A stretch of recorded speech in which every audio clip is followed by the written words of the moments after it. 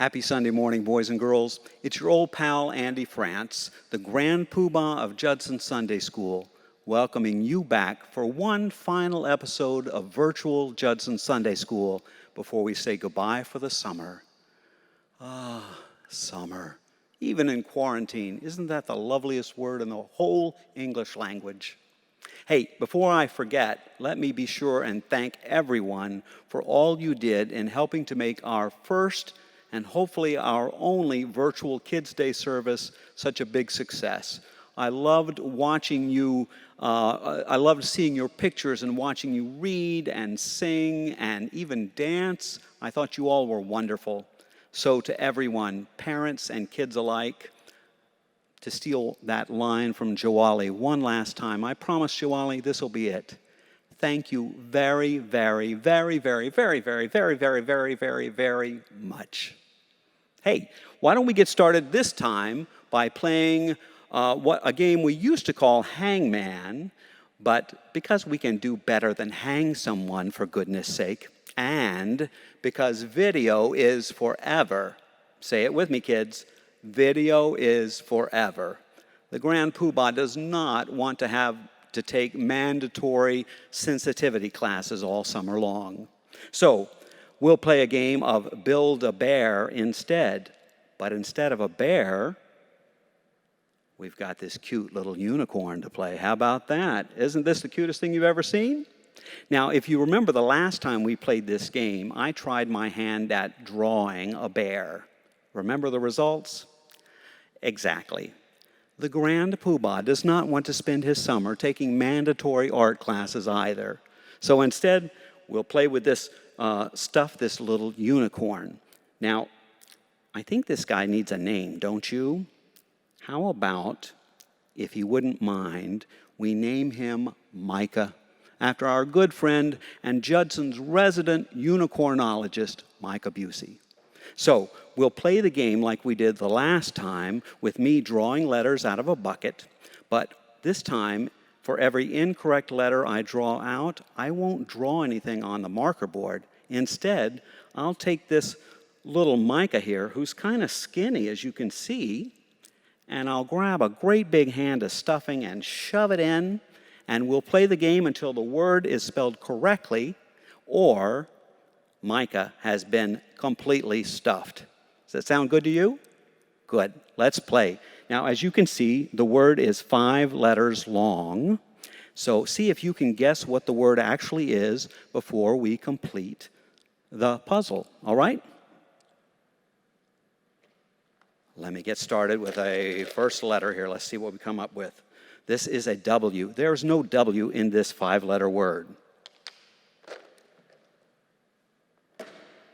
So I will take a handful of stuffing like that, and I will shove it into little Micah's feet down there. I think that's as far as you go. I don't think you can actually get him in those little things there. Our next letter. Let's see what we got here. An O. Oh no, there's no O in this word. How about a handful of stuffing again? Let's get a bigger handful this time. And just watch out, Micah. We're coming into your other leg right there. Time for another letter. N. Nope, there's no N in this word either. But we did spell now. How about that? Let's get another handful of stuffing. I feel like Julia Child. When stuffing your unicorn, be sure and get the stuffing deep into the feet and in the hands or whatever unicorns have. That's as far as that's going. Next letter. A G. Nope. But now we said genau, and that's not the word. So how about a great big handful of stuffing right here? Into little Micah. Well, Micah, there your bottom is filling out nicely. You see that? How about that? Isn't that great? But we still got this tummy to go, so just a few more handfuls. E. There is an E in this 5-letter word. Right there. Have you got a clue what this word is yet? Let's go for another letter. T. There is no T in this word. Oh, that's a big handful. Micah, you might want to burp. See if you can clear some room for this thing. And one thing, parents, if you're ever buying one of these things, just realize that the opening in the back of this little unicorn is big enough for your 4-year-old's hand, not your old Grand Poobah's hand. I think we have room. His tummy's starting to fill out. I think we have room for 2 more handfuls of stuffing. Let's try it. R. There is an R in this word. Something R, something, something E. Any clues? Let's go again. B. Believe it or not, there's no B in this word.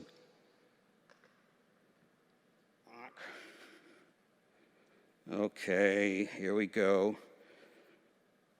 Into the stomach. 1 more handful of stuffing, and then Lil Micah will be done, I think. This is about it. I don't think I can get any more in here. Maybe one last try for this little neck area. We're all concerned with Micah's neck area, so let's see what we can do. H. Sorry. I think we have to declare Lil Micah a stuffed unicorn. That is all I'm getting in there, kids. That's about it for Lil Micah. And he's got a zipper or something back here, but we'll just have to go with that. So, do you know what the word is? Let me spell the word for you.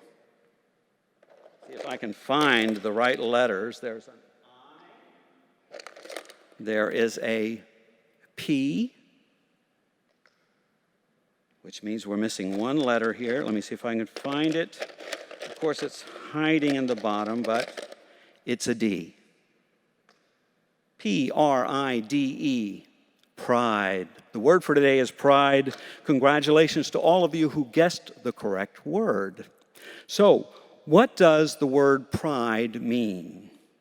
Pride is a deep feeling or a feeling of deep satisfaction or pleasure one gets with one's own accomplishments or perhaps the accomplishments of someone close to you. For example, you might say that Cyrus took great pride in his ability to burp anywhere, anytime. Way to go, Cyrus. We're all proud of you for that. Or you might say that Theo's parents took great pride in Theo's not having thrown up on the piano during the piano recital. Thank you, Theo. Congratulations. We're all proud of you for that, too. I'm not taking very much pride in the fact that I've started this show off with burping and throwing up. Another definition of pride is the confidence and self-respect that people can have when, as members of a group, about their shared identity. That sounds a little complicated. Let me explain. While there aren't any parades this year because of the coronavirus, obviously, normally once the weather breaks here in New York City, every weekend, Fifth Avenue is awash in banners and floats and marching bands and thousands of people all coming together to celebrate their pride in a particular shared identity, whether it's St. Patrick's Day in March when everybody comes together to share their pride in all things Irish, or say the Puerto Rican Day Parade, which takes place in June, just a couple of weeks back, normally, when people of Puerto Rican descent all gather to share their pride in their Puerto Rican heritage. Today, being the last Sunday of June, is what is known as Pride Sunday, the day when everybody comes together to celebrate gay pride, the day we show our deep love and affection for all of our friends and family members who are gay. Now, I know that many of you have marched in the Pride Parade before, but have you ever wondered how this parade began? We're going to talk about that today. It's part of the story of gay pride, which is also a story about love and discrimination and having to stand up for one's rights. It's even a story involving God, believe it or not. But to begin with, let's talk about love.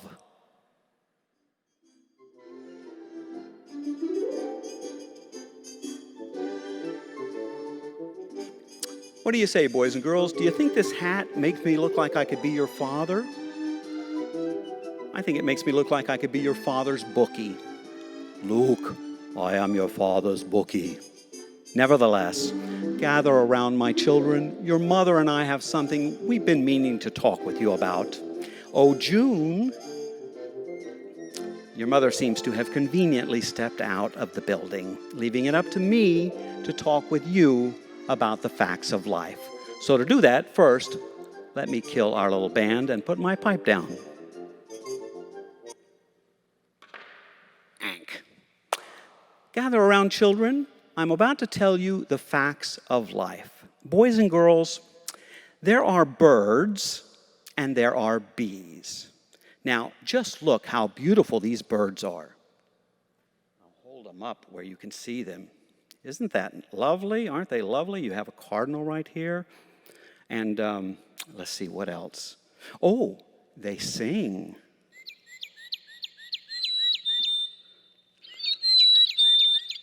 Isn't that nice? Let's see, what else about birds? Birds lay eggs. So, that's important. And there are bees. These particular bees don't make any noise, but aren't they beautiful too, with their little faces? Of course, bees sting, so, watch out for that. And, let's see, what else about bees? Bees deliver pollen from flower to flower. So, flowers. That's important too, right? So, bees, and and don't forget the birds. And so, in conclusion, babies. Any questions? Okay. Let me try a different approach. Boys and girls, today you're all young, and everything in your life is perfect. Well, outside of a worldwide pandemic and the fact that you've been shut in for the last 4 months, quarantined from everyone you know and love. But other than that, perfect. One day you will get older and your bodies will begin to develop certain urges, certain longings, certain hankerings, if you will. Now, some of you will develop a hankering for Tom Hanks. And why not? I mean, big, Mr. Rogers, the voice of Woody in all those Toy Story movies. Why wouldn't you have a hankering for Tom Hanks? But still, not everyone will. Some of you will develop a hankering for Mrs. Tom Hanks, a.k.a. Rita Wilson. And sure, I mean, Sleepless in Seattle, My Big Fat Greek Wedding 2. Still, some of you will develop a hankering for Mr. Hanks and Mrs. Hanks. Volunteers, Larry Crown. Now, fortunately for you, the world has conveniently given us categories for us to define whichever hankering we have, whether it's for Mrs. Hanks or Mr. Hanks or for both. The first such category is called heterosexual. Hetero coming from a Greek word, heteros, meaning other or different. Heterosexual love is when someone falls in love with someone of the opposite sex, the other, the different sex. It's what we typically refer to today as straight. It's when a man loves a woman, or when a woman loves a man. Another category is called homosexual. Homo, another Greek word meaning the same. Homosexual love is when you fall in love with someone of the same sex. what we typically refer to today as gay or lesbian. It's when a woman loves a woman, or when a man loves a man. Still, another category is called bisexual. Bi, spelled B-I, from the Latin meaning two or twice. Bisexual love is when someone is capable of loving someone of the same sex or the opposite sex, what we would just call someone bi. It's when a man loves a woman, or a man or a woman loves a man or a woman. As you can see, life is complicated. And it's extremely difficult to write songs about bisexual love. Here's what's most important to remember.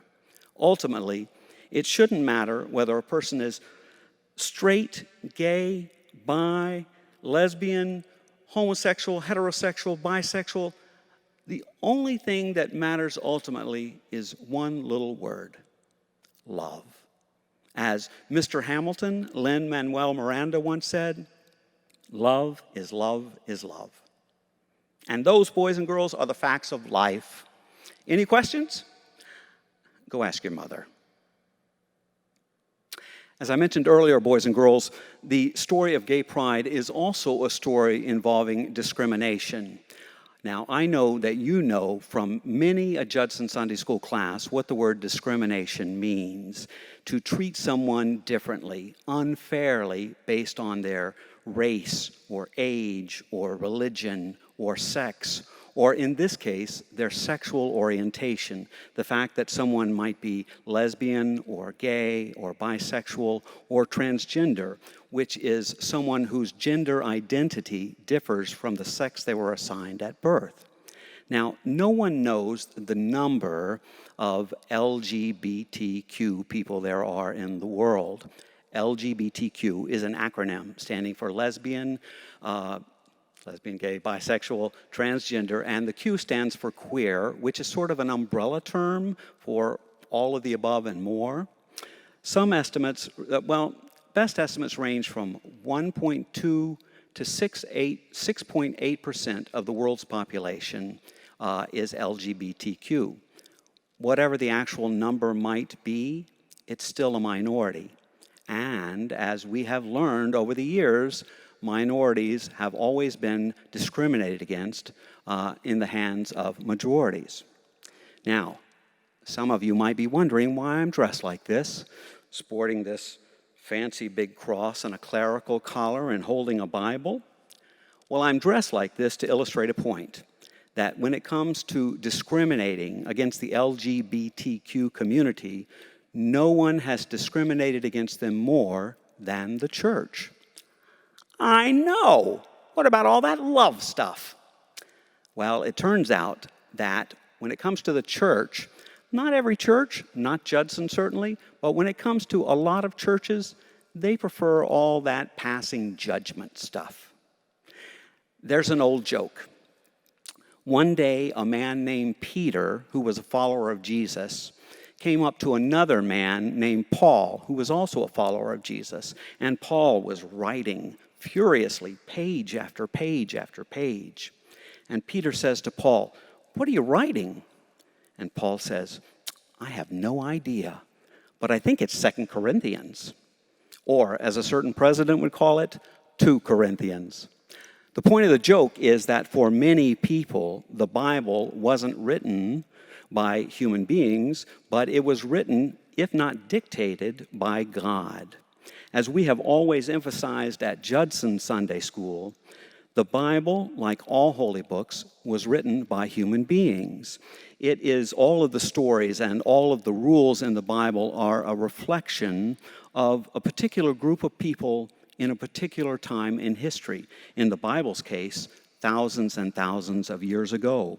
It was a pre-scientific age in which people associated God with the whims of nature.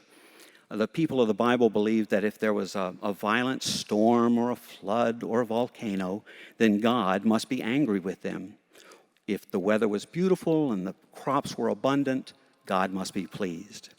It was also a time in which there were very strict rules about everything from one's diet to how men and women should dress. It was a time when slavery was allowed, when women were considered property. A man could have as many wives as he wanted, or as many as he could afford anyway. It was also a time when homosexuality was frowned upon.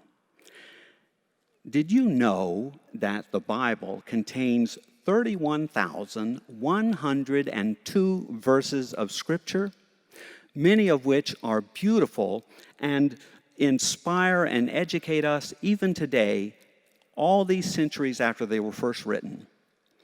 Of these 31,102 verses of Scripture, there are 6 which speak negatively about homosexuality.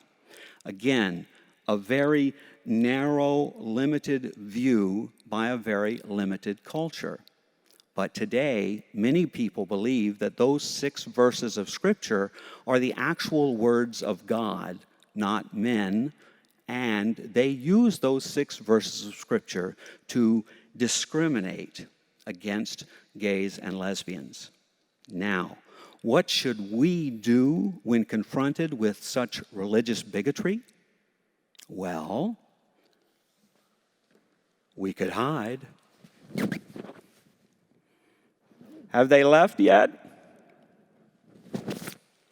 Or we could run.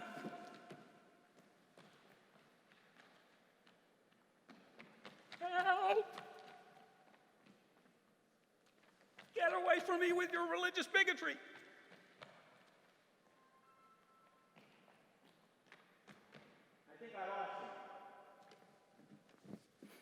Or we could simply stand up for all of our LGBTQ brothers and sisters and say, hey, we don't believe in that kind of a God.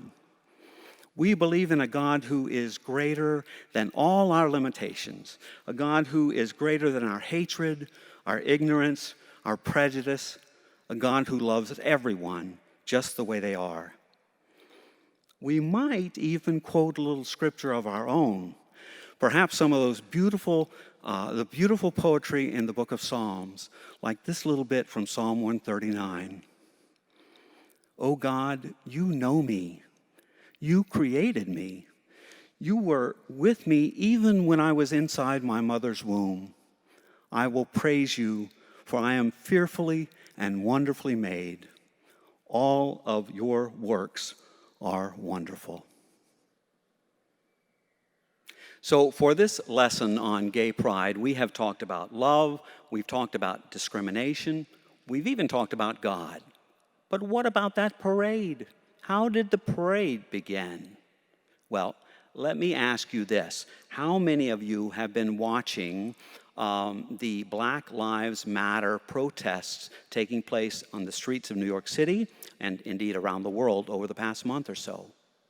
There's an old saying that with power comes responsibility. When you give someone a gun and a badge, that's giving them a lot of power. And in return, we expect them to act responsibly, to be trustworthy, to do the right thing. Many police officers do act responsibly, but some don't. And so African Americans, and indeed people of all races, have been marching in the streets of New York City and all over the world, demanding that police officers treat African Americans with respect. So it was for gays and lesbians some 50-something years ago, and for that part of the story, we need to leave Judson behind for a few minutes and walk over to Christopher Street in the West Village. Let's go. So I'm standing in front of the Stonewall Inn here on Christopher Street, which is the epicenter, to use a word we're very familiar with these days, of the gay pride movement. You know, the 1960s were not a very welcoming time for gays and lesbians. The preceding decades before that weren't very welcoming either. Homosexuality was not only against the law, it was stigmatized. People looked down on gays and lesbians as if there was something mentally wrong with them. Any public display of affection, whether it was holding hands or kissing or dancing, any display of affection by two people of the same sex was, well, it could get you beaten up, if not thrown in jail. Many gays and lesbians were forced to live their lives in a closet, so to speak. That is, to hide their true identity from the public at large. Gay bars like the Stonewall were seen as places of refuge where gays and lesbians could come and hang out and relax and enjoy themselves, be themselves. The problem was that the New York City Police Department made a habit of raiding gay bars and arresting anyone inside. And so it was in the early hours of June 28, 1969, that the NYPD chose to raid the Stonewall, and arresting customers and employees alike. But this time, gays and lesbians had had enough. They were tired of the constant bullying and the harassment. They were tired of not having a place they could call their own. And so this time, the gay and lesbian community fought back. What became known as the Stonewall Uprising lasted for 6 days and of riots and protest marches, and out of those disturbances, the gay rights movement here in New York City was born. Many gay rights organizations were created as a result of these demonstrations. And 1 year after the Stonewall Uprising, on the first anniversary, June 28, 1970, 50 years ago today, the first Pride March began, when thousands of people gathered right here in front of the Stonewall and marched all the way up to Central Park shouting, "Say it loud, gay is proud." So I'm standing in front of Christopher Park now, which is across the street from the Stonewall. You know, the gay pride movement has made great strides over the past 50 years. In 2015, the Supreme Court ruled that gays and lesbians have a constitutional right to marry. And then a year later, in 2016, then President Obama declared the Stonewall Inn and this park, Christopher Park, as national monuments in recognition of their service to the gay rights cause. There are many steps still to be taken. The movement is ongoing. There are still many rights to be won. And as we've already talked about, there are still many people who don't believe in gay rights. And yet, thanks to the efforts of all those people who stood up right over there at the Stonewall in 1969, and to the efforts of thousands and thousands of gays and lesbians over the past 5 decades, we can all stand here on this Pride Sunday and wish each other happy Pride. Now, let's go back to church. So, boys and girls, have you ever wondered about that rainbow flag? Where did it come from? Today's story is about the rainbow flag and a man by the name of Harvey Milk. Harvey was born on Long Island, but he lived a lot of his life in San Francisco, California. And today's story is called Pride, the story of Harvey Milk and the rainbow flag. It was written by Rob Sanders and beautifully illustrated, if I might add that part, by Stephen Salerno. Pride. Oh, and there are about 2 or 3 quotes by Harvey Milk scattered throughout the story, so I'll call those out to you. The very first part of this is a quote by Harvey Milk. He says, "You have to give them hope. Hope for a better world. Hope for a better tomorrow." Harvey Milk was an ordinary man, but he had an extraordinary dream. That dream would change history. Harvey dreamed that everyone, even gay people, would have equality. He dreamed that he and his friends would be treated like everyone else. He dreamed that one day people would be able to live and love as they pleased. I'm not sure if you can see, the back of the bicycle says "just married." With his New York accent, Harvey talked to everyone about his dream. His voice boomed. His body bounced with energy and excitement. Some people listened. A few agreed. Most did not. And if you can see these signs, some of them are positive, like straights for gays, pass the gay rights bill, I love my gay son. And some are negative, gays must go, God says no. And you see our little no symbol that we've used through the word gay. But Harvey's big voice and his big dream wouldn't be stopped. He discovered that the best way to change laws was to help make laws.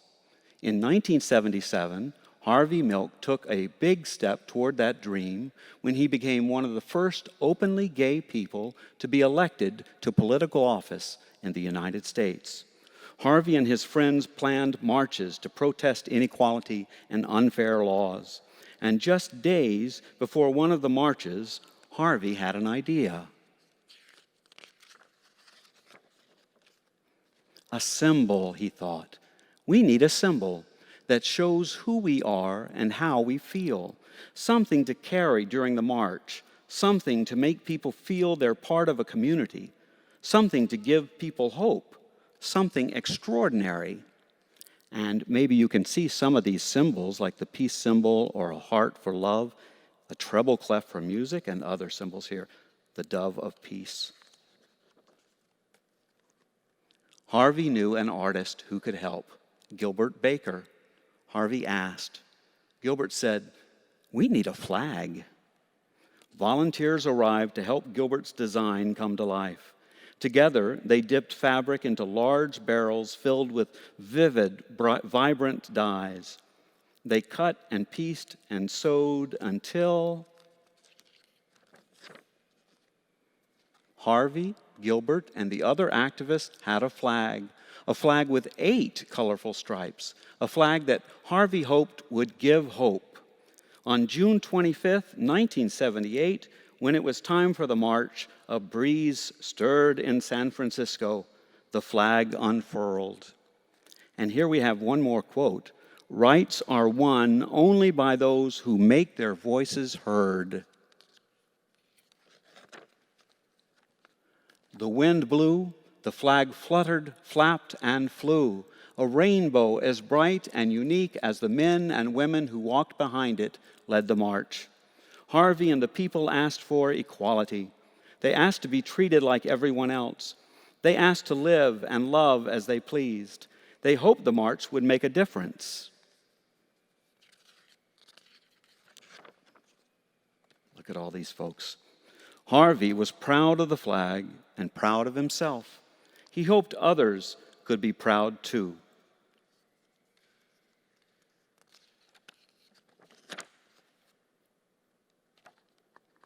Five months later, on the morning of November 27th, 1978, Harvey and the mayor of San Francisco, George Moscone, were assassinated.